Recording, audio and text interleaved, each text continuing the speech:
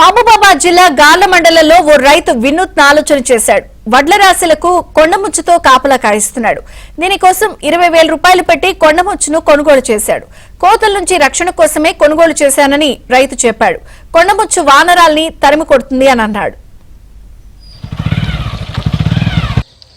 మాకు 40 ఎకరాల వ్యవసాయం ఉంది.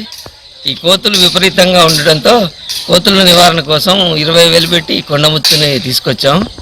ఇది మా ఇంట్లో మనిషి లెక్కనే వెళ్తూ కోతులని తరుముతుంది. చాలా వరకు కోతుల బెడద దీని ద్వారా తగ్గించుకుంటాను. ఈ పంట ఆరబోసినప్పుడు కూడా మార్కెట్లో విపరీతమైన కోతులు రావడంతో ఈ కొండముచ్చు సహాయంతో దీన్ని తిప్పుతూ ఒడ్లు ఆరబెడుతున్నాం. రోజు బండి మీద తీసుకొచ్చి బండి మీదే తీసుకుపోతాం. ఎట్లా చెప్తే అట్లుంటది. కోతుల బెడదని కోతులు దీన్ని చూస్తే భయపడి పారిపోతాయి.